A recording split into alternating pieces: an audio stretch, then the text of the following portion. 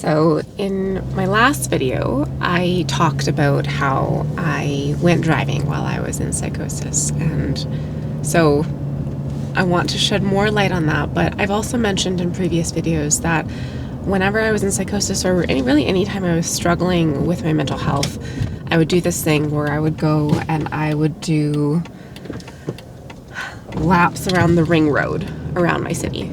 In this video, I'm going to give a little bit more insight into, why I do that, while also taking you along to actually do that.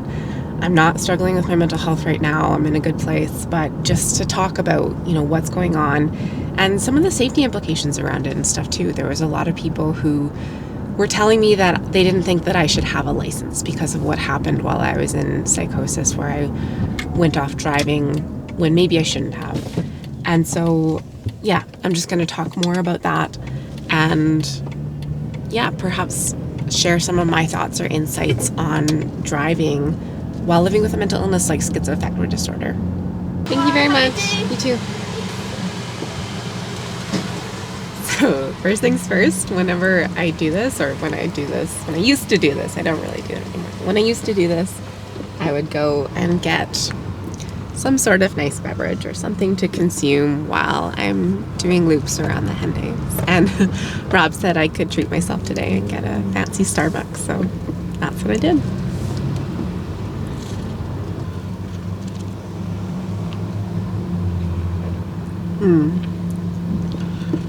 So I guess to explain a bit more, I haven't really done this very much since living with Rob, and I don't know, perhaps that speaks to feeling more stable in general or just not needing that kind of escape. But whenever I was struggling with my mental health,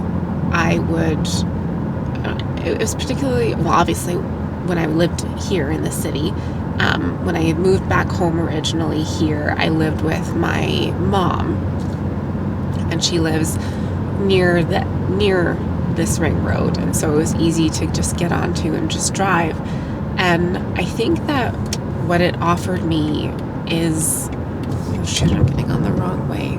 Fuck. I wasn't paying attention and I just about turned the wrong way onto the ring road. And that's a no-no for me. There's only one way to go, and it's clockwise. Wait, no. Counterclockwise. Yes, counterclockwise is the only way that I feel good doing when I'm like this. So we're going to try again. We're going to go back around counterclockwise. Okay, so I'm on the Henday now. Anthony Henday is what it's called. Henday is what we call it. It's the ring road. Anyway, I think what I am looking for or needing when I used to do this, when I used to come and do laps around the Henday, is just having somewhat of a feeling of being in, I guess, like a bit of a flow state. And if you're not familiar with flow states, what I mean by that is just when you feel really at ease doing something and you're just kind of in the groove and the motion of doing it without really having to think about what you're doing. And it just feels really easy, and you don't have to think too much about what you're doing. You just do it, and it feels good to just do it. And so I think being able to just, turn on cruise control, and I just tried to turn on cruise control, that didn't work. Let's try that again. I think being able to just, turn on cruise control and just know what you're supposed to do by just driving circles in a straight line, not a lot of thinking involved. And I think that felt good when I wasn't feeling good, because I was experiencing symptoms that were confusing and that required, a lot of energy to kind of sort through the things that my brain was doing. And so being able to just do something that felt really easy and straightforward and getting into that flow state, I think felt really good. Girl, you and I will die, leave us bound to the tracks of the train. I suppose, there are benefits that I experienced to it, but it also kind of calls into question, okay, well, what are the potential risks? And I think there was a lot of people who commented on the last video that I shouldn't have a driver's license. And I I understand where they're coming from in terms of when I'm in psychosis, I really probably shouldn't be driving. And I know that and I understand that. And, it rarely happens where I'm in a compromised state where I shouldn't be driving and I do still get behind the wheel. That happened this last psychotic episode. I don't even know if I was really a danger. I had just taken a sedating medication and it hadn't really kicked in yet or anything. And so, I don't know, we could argue the semantics around that. But largely speaking, when I'm experiencing symptoms that I know are going to prevent me from driving safely, I don't drive. And I'm grateful that I have, enough awareness like that I can make that decision. I know that there are people who struggle more with their symptoms and make the decision to just not drive at all. And that's also incredibly valid. I think it's really important to understand that everyone has a really different experience with this illness and with coping with and managing symptoms. And so, people are going to have different experiences with whether or not they feel comfortable and safe driving as well. For me, most of the time, I do feel comfortable and safe driving, and I know that I can do it safely. I do still get breakthrough symptoms while I'm well, and I do experience things like hallucinations and delusions and paranoia and that sort of thing. But for the most part, I really feel that they don't affect my ability to safely drive. I can cope with and manage them safely while still driving in a safe manner. And so I've made the personal decision to keep driving. But I know that it's different for some people, and totally respect people who make the decision that their psychosis or their illness, whatever it may be, their mental illness prevents them from feeling comfortable driving. There was one time that I actually did have my license taken away because of my mental illness. It wasn't so much because of, psychotic symptoms preventing me from driving safely, but it was because I was having suicidal ideation, and some of my plans were around crashing my car into a tree or that sort of thing. And so my doctor kind of made the decision, but also I agreed with her that I shouldn't be driving. She didn't actually go through the process of having my license legally suspended, but she kept my physical driver's license until I was feeling like I was in a more stable and safe space. And so that did happen once, and I was in agreement with that. It wasn't super safe for me to be behind the wheel with the suicidal ideation that I was experiencing. And so made the decision not to drive for that period of time as well. And so, similar thing in terms of knowing what my symptoms are and making the best judgment I can and making a call as to whether or not it is safe for me to get behind the wheel. And I think I do trust myself to make those decisions when I need to. It's really hot in here. Our van that we're currently driving has AC, thankfully, but it only has basically one setting, which is full blast or off.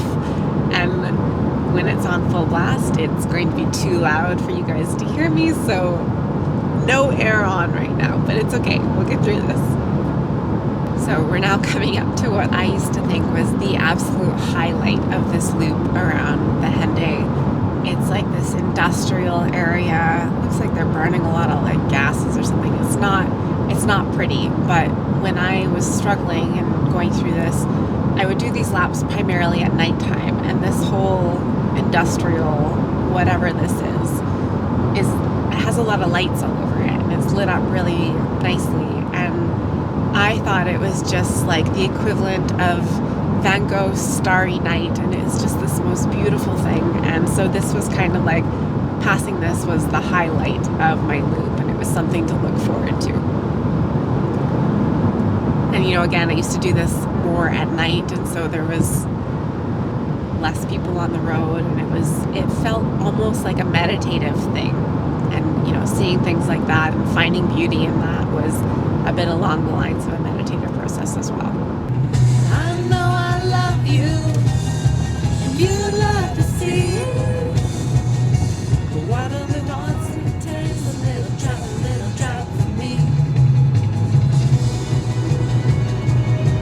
perhaps it would be worthwhile, exploring why someone, or why I personally, I guess, would make the decision not to drive. So, like I said, by and large, for the most part, I do feel 100% safe driving. I drive my kids around and I feel totally fine knowing that I can handle that and I can do that, even if some small symptoms flare up.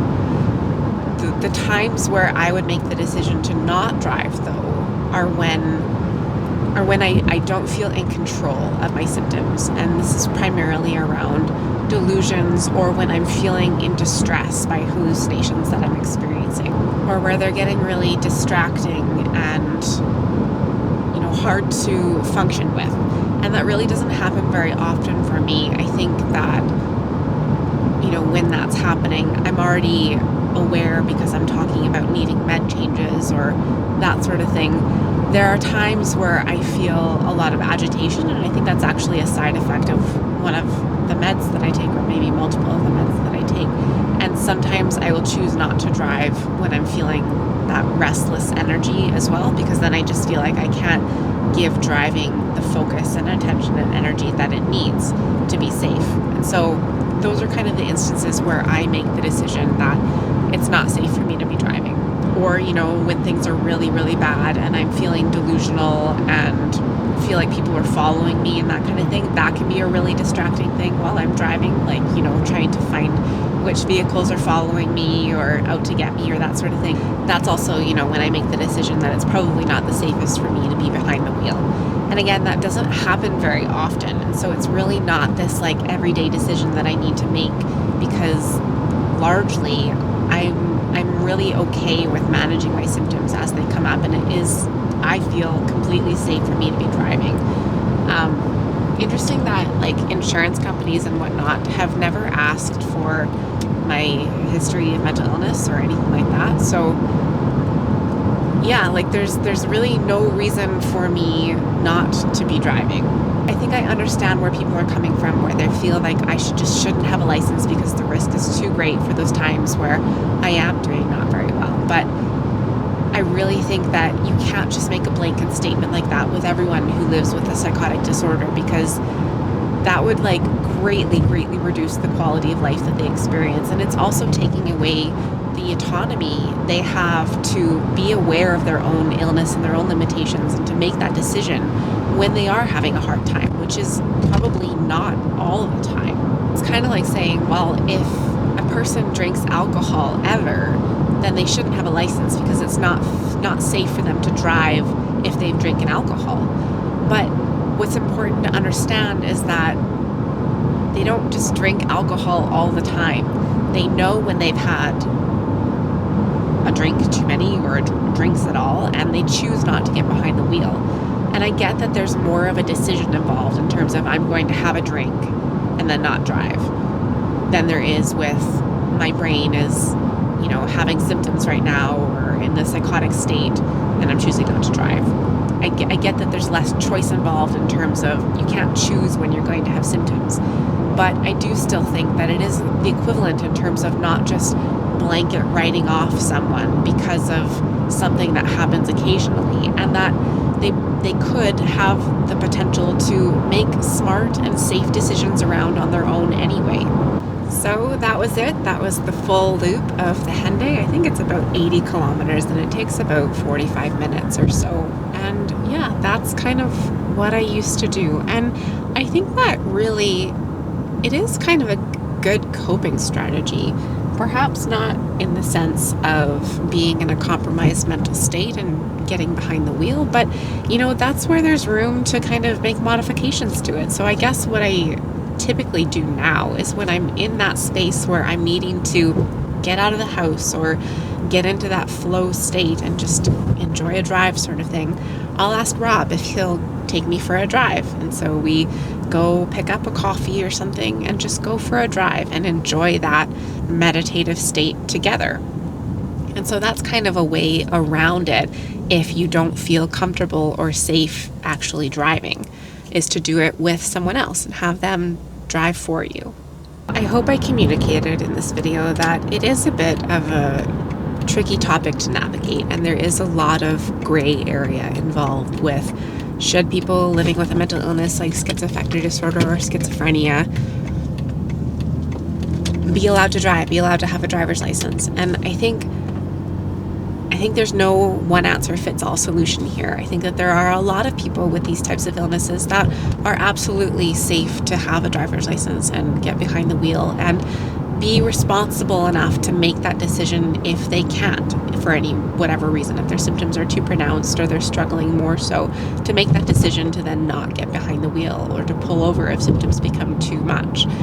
But, you know, there are, of course, going to be some instances or some people who are just too incapacitated by the illness and perhaps can't even make that decision if they're feeling unsafe or not. And perhaps then maybe they shouldn't have a license. But it really is going to be a case-by-case basis because the illness affects people so differently.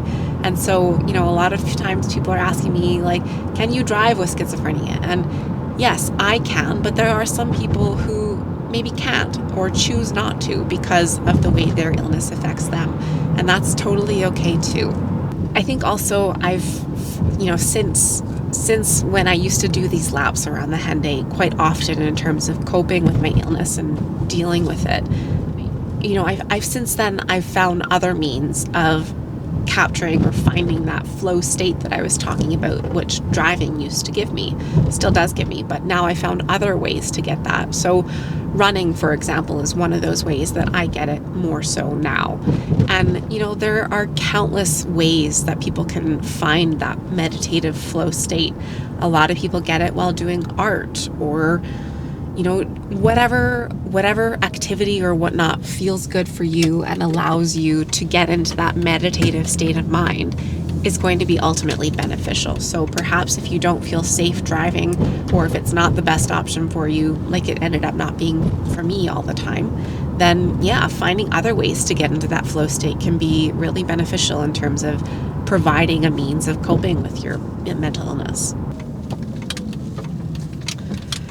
So thank you very much for coming along on that loop of the Henday with me. I enjoyed it, though not typically as much as I would have because I didn't get to blast my music as much as I would have liked. And I was kind of sweltering heat in here, but it was still fun. And thank you for coming along with me and listening to my thoughts on the matter of driving with an illness like schizophrenia. Again, it's a kind of a complicated gray area topic, and it's going to be really different from person to person. I myself feel comfortable driving most of the time. Sometimes I make the decision not to, while there are other people who might never feel comfortable driving, and again, that's okay. So I hope you learned something in this video. Hopefully you enjoyed it. Thanks for coming along again, and as always, wishing you and your loved ones good health.